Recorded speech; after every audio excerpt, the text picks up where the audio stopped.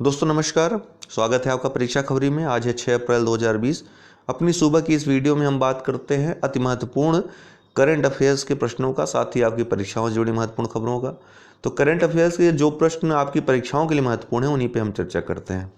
तो 6 अप्रैल की बात करें तो आज अंतर्राष्ट्रीय खेल दिवस मनाया जाता है। क्यों मनाया जाता है? क्योंकि 6 अप्रैल 1896 के दिन ही प्रथम आधुनिक ओलंपिक की शुरुआत हुई थी और तब से प्रति 4 वर्ष में ओलंपिक खेल का आयोजन होता है। अगला जो ओलंपिक खेल होना है टोक्यो में होना है, जो कि उसका 2020 में होना था, अब 2021 में होगा वो, ठीक है, टोक्यो में, जापान में।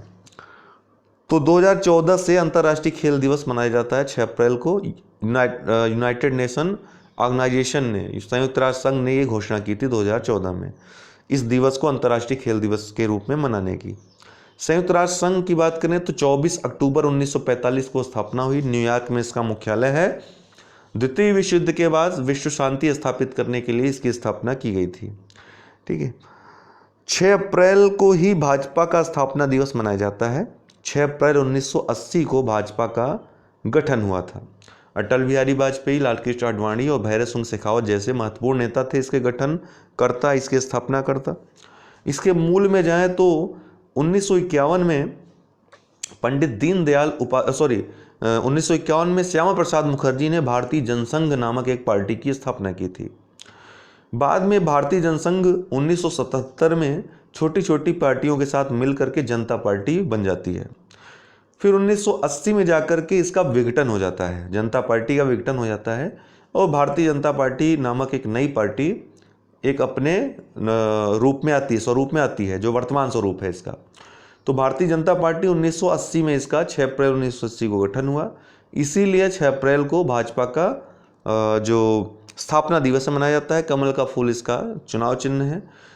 6A दीनदयाल उपाध्याय मार्ग, नई दिल्ली इसका मुख्यालय है। JP नड्डा वर्तमान में इसके अध्यक्ष हैं, ठीक है। मोह प्रतिभा कार्यक्रम, ये मोह प्रतिभा कार्यक्रम क्या है? उड़ीसा सरकार और यूनिसेफ ने मिल करके मोह प्रतिभा कार्यक्रम चलाया है। लॉकडाउन में जो घर में रह रहे हैं बच्चे और किशोर, जो युवा रह रहे हैं, उनके लिए ऑनलाइन प्रतियोगिता का आयोजन कराया जाएगा। उड़ीसा सरकार और यूनिसेफ का इसमें टेक्निकल योगदान रहेगा। यूनिसेफ की बात करें दोस्तों तो इसका फुल फॉर्म है संयुक्त राष्ट्र बाल कोष। एक प्रकार का फंड है, एक प्रकार का कोष है। किस लिए कोष बनाया गया? सहायता प्रदान करने के लिए बच्चों और महिलाओं के लिए। इसका जो प्राथमिक उद्देश्य था, जो प्राथमिक नाम था इसका, United Nation International Children's Emergency Fund था, जो कि इसके वर्तमान नाम से मैच करता है। लेकिन जब बाद में नाम चेंज किया गया तो वर्तमान नाम को इसी स्वरूप में रहने दिया गया, लेकिन इसका नाम अब संयुक्त राष्ट्र बाल कोष ही रह गया, यूनाइटेड नेशन चिल्ड्रंस फंड ही रह गया है। अगर सही से देखें तो इसका नाम होना चाहिए था UNCF, लेकिन ये UNISIF ही, SEF ही कहा जाता है, यूनिसेफ ही इसको कहा जाता है, पुराना नाम से ही पुकारा जाता है। इसकी स्थापना जो हुई थी 11 दिसंबर 1946 को हुई थी। UNO के द्वारा ही इसकी स्थापना की गई थी। जो द्वितीय विश्व युद्ध हुआ उससे प्रभावित जो बच्चे और महिलाएं थे उनको सुरक्षा, संरक्षा और सहायता प्रदान करने के लिए इसकी स्थापना की गई थी। इसका मुख्यालय भी न्यूयॉर्क में ही है, ठीक है, अमेरिका में ही।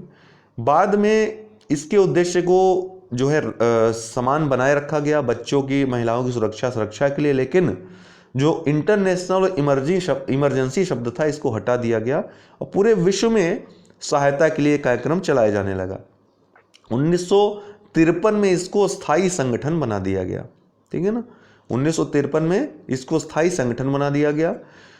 इस संस्था को 1965 में नोबेल पुरस्कार मिल चुका है। 1989 में इंदिरा गांधी शांति पुरस्कार से नवाजा जा चुका है। अन्य जो अंतर्राष्ट्रीय और विभिन्न क्षेत्रीय पुरस्कार हैं वो भी प्राप्त हो चुके हैं यूनिसेफ को, ठीक है। इसके कुछ महत्वपूर्ण प्रोग्राम जो आपकी परीक्षाओं के लिए महत्वपूर्ण है, पूछे जा सकते हैं, विशेषकर UPSC के एग्जाम के लिए।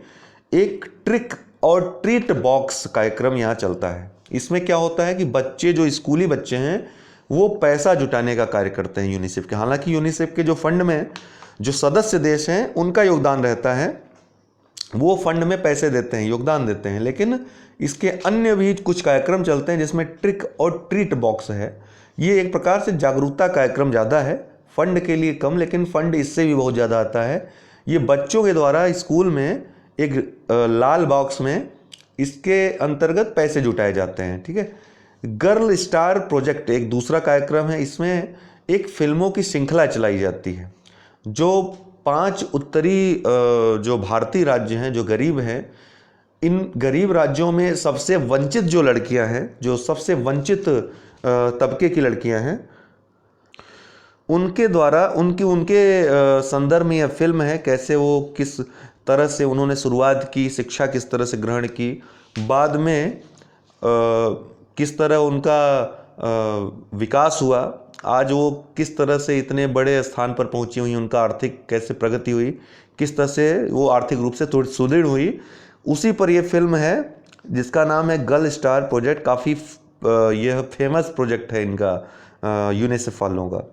इसके अलावा किड्स यूनाइटेड भी एक प्रोग्राम है जो कि 2000 से लेकर 2007 तक 4 बच्चों का एक फ्रांसीसी संगीत समूह है जो लोगों को जागरूक करता है, प्रेरित करता है बच्चों और महिलाओं की सेवा के लिए। ठीक है, उनके विकास के लिए, योगदान के लिए। इसके अलावा यूनिसेफ का एक यू रिपोर्ट है जिसका फुल फॉर्म है यूनिसेफ रिपोर्ट, लेकिन यू रिपोर्ट के नाम से जाना जाता है। ये भी यूनिसेफ का, तो पूछा जा सकता है यू रिपोर्ट। और ये जो चारों चीज़ें हमने बताई, भारत में जो ICDS प्रोग्राम चलता है जिसका नाम है एकीकृत बाल विकास योजना, इसमें जो रसद सामग्रियां हैं उसको प्रोवाइड कराने का काम यूनिसेफ करता है। साथ ही हालांकि वर्ल्ड बैंक भी इसमें सहायता प्रदान करता है। एक बार प्रश्न पूछा जा चुका है कि वर्ल्ड बैंक इसमें सहायता प्रदान करता है, बिल्कुल करता है। ठीक है, वर्ल्ड बैंक सहायता प्रदान करता है। यूनिसेफ भी रसद सामग्रियों का इसमें योगदान देता है। अगर ICDS की बात करें, जिसको एकीकृत बाल विकास योजना कहते हैं, इंटीग्रेटेड चाइल्ड डेवलपमेंट स्कीम, तो ये 1975 2 अक्टूबर 1975 को चलाई गई। महिला एवं बाल विकास जो मंत्रालय है भारत सरकार, उसके अंतर्गत चलाई गई, जिसमें 6 वर्ष तक के बच्चों, गर्भवती महिलाओं, स्तनपान करने वाली महिलाओं को स्वास्थ्य, पोषण और शिक्षा सेवाओं से जुड़ी एकीकृत सहायता देने की यह योजना है ICDS प्रोग्राम। इसको यूनिसेफ, जिसकी बात में किया, और वर्ल्ड बैंक भी सहायता प्रदान करते हैं। तो दोस्तों आज के लिए इतना ही था। बहुत बहुत धन्यवाद।